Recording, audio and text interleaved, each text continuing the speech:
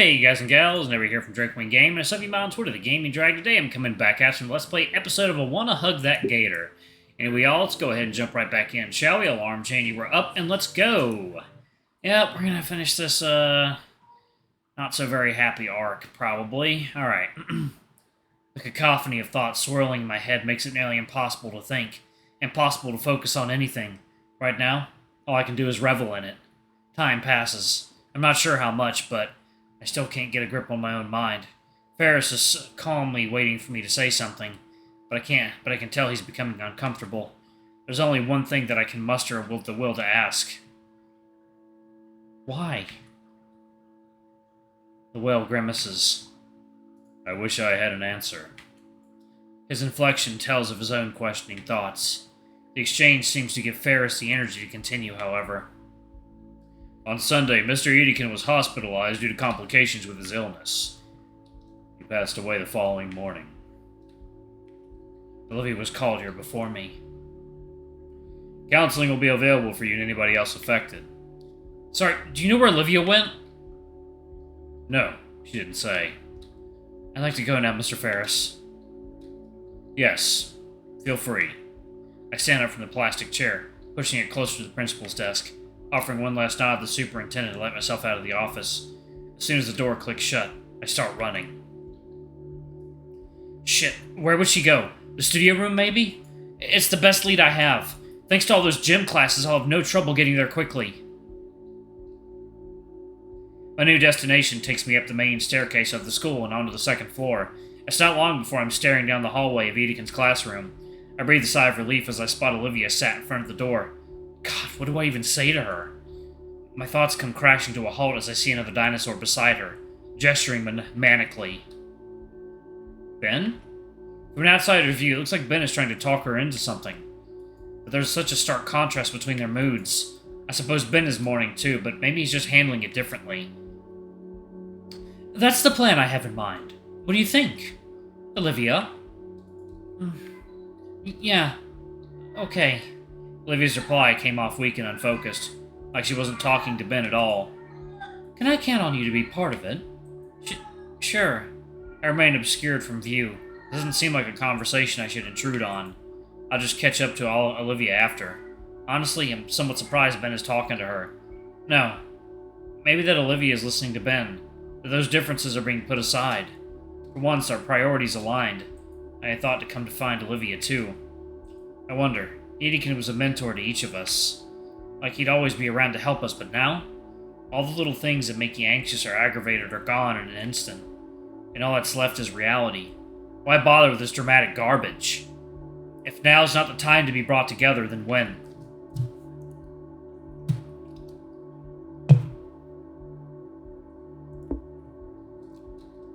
I'm thinking too much. My hands are shivering. Something in my heart threatens to fall apart, but not now. Her voice was too quiet for me to hear, but whatever she just said to Ben wasn't what Ben wanted to hear.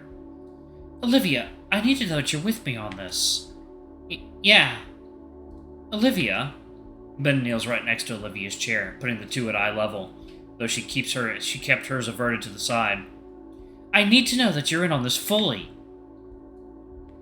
There's a strange panic in the Parasaur's voice. Please, Olivia, for him. Finally, after what felt like a few minutes despite it only being 4 or 5 seconds, Olivia looks back at Ben's face and gives him a meek nod. I'm going to take that as a yes, then. The Gator girl gives no other reply to Ben's words. The only sign that his words had registered in her mind were her hands suddenly yet gently shaking, all the while her claws dug ever deeper into her wheelchair's armrests. Her bulwark broke at last. Seeing the droplets from her eyes drives a searing pain through my chest. My instincts drove me forward, beyond my common sense. I grip the blue boy's shoulder and pull him up. Ben! The Parasaur's eyes snap up towards me. He makes eye contact with me, a depressive expression coating his face. Inco, what are you doing here? I wanted to see Olivia.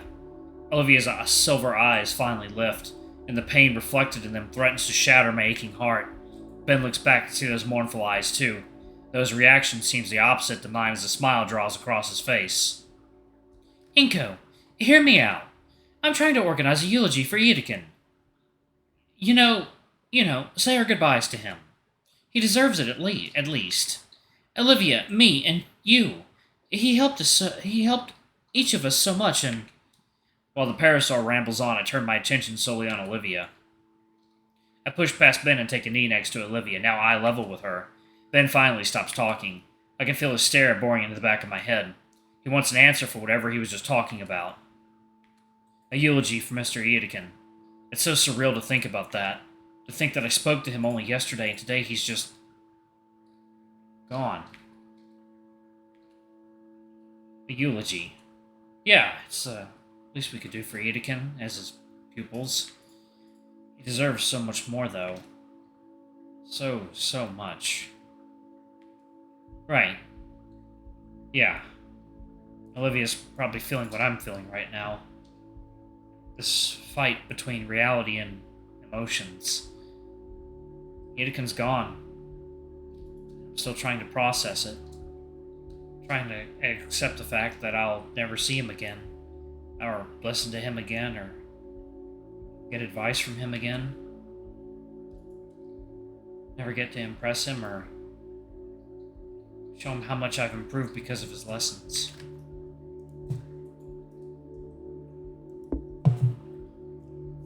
I don't think I'm ready to accept that he's gone. Ben clears his throat, snapping me from my stupor and back to our current reality. I'm sorry to be so pushy, but I need to know if you and Olivia are in or not.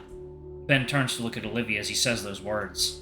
Olivia, meanwhile, continues to stare absent-mindedly at the wall, almost as if Ben's words were not emanating from right next to her, but a few dozen miles away instead.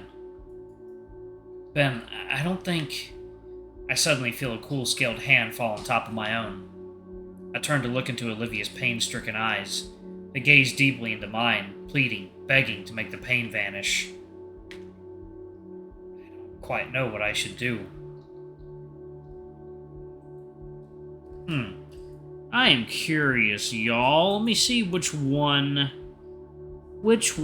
is the best option. Give me 1 second. I have this pulled up on my phone. Let's see. Steam community, here we go. Alright, we are... let's see. Okay. We're not ready to say goodbye. Okay, so Inco would get that point. Cool. Can you give us some time, Ben? The student council president's taken aback by my words. But Olivia! His frustration with us seems to grow with each second. Ben, look, No! I turn fully to Ben with my hands raised defensively. Ben, listen. We need to do this. For Edekin. For everyone that cared about him. For us. So why won't you help me? We want to, Ben. Really. But can't you see that what you're asking for is way too soon? Damn it, we just found out. His breathing is haggard now, his composure completely blown. And his own pain is painted across his face as he allows his glasses to slide away from his puffy red eyes. Just... Ben. Her voice is so soft and gentle. Her head turns back to me, her own pain still in her eyes, but also sympathy too. She looks forward and her words are more resolute. Ben, I understand. The parasaur boy's breathing hitches. You're right. We should do this. And I will. I promise I will. But... it's too soon. We all need time. But... He clenches his teeth, followed by his fists. He takes a sharp, uneven breath, his glasses sliding off his face and right into the floor. Water time. Alright, cuties, we are back. Let's jump back in. Okay. He takes a sharp, uneven breath, his glasses sliding off his face and right into the floor. He's so agitated, so exasperated and devastated he doesn't seem to care. A free hand finds itself on my other friend's shoulder, forming a full link between us. Olivia reaches down and picks up the prescription glasses, using her sleeve to smudge them cleanish. Ben struggles, his already broken composure fracturing further. His hands shake as he accepts the preferred eyewear from Olivia, having great difficulty setting them back on straight. When he can finally look up from the floor, his eyes are even more raw with fresh pain. You promise? Olivia nods at the quivering question, her own lips starting to shake as well. Yes, but for now Ben finally gets it, as his emotional dam is near bursting. Yeah, you're right. Sorry. Ben walks up to me and pats me on the shoulder. With a final solemn look at Olivia and nod towards me, he walks out of the classroom and leaves Olivia and I alone. As the door clicks closed behind me, I hear Olivia take a sharp and shuddery breath before turning to look at me. Her eyes are glossy and puffy and on the edges. Trails of tears stained out her cheeks, and her expression is of someone who doesn't want to believe that it's true, but knows deep down that it is. As I look at her, I feel my emotions come back twice as hard. No. I need to be strong for her sake, damn it. Olivia, I try to find the proper words to say something to her. Anything that could give her any sense of comfort to ease her pain. But I feel my throat begin to tighten like someone's hand is around my neck. I don't even notice that I'm crying until my vision becomes blurred with tears.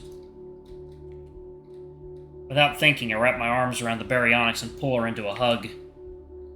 Olivia seems shocked at first, frozen by my sudden reaction.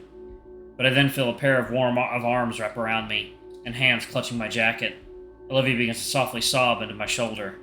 I feel my unresolve break down as I hear the increasing pain in her cries. When we're like this, I can't even pretend to be the stronger one anymore. Maybe I could bear the pain of Eotikin, but seeing Olivia like this, I hold on tighter. I don't want to let her go. Suddenly, she mumbles something into my shoulder. What was that? We pull apart and I look at Olivia. Her sunken face is covered in splotches and trails of wet and dry tears. She's hyperventilating and looks like an absolute mess right now. Despite this, her eyes are fierce and lively as they meet mine. I need to do something. Right now? She doesn't respond, hurriedly rolling down the hall towards the elevator. Where would she? The fountain. The only place she could be going. I step forward to follow her, but stop. No matter how I try, I can't continue. This is Olivia's promise, not mine. I have no right to intrude into it like that. Alright, I'm going to go ahead and pause it right there. Thank you all so much for watching. Don't forget to like, comment, subscribe, ring that notification bell, and check out our Patreon or YouTube memberships if you can. It always helps. Anyway, I love you all, and I'll see y'all in the next video. Bye-bye!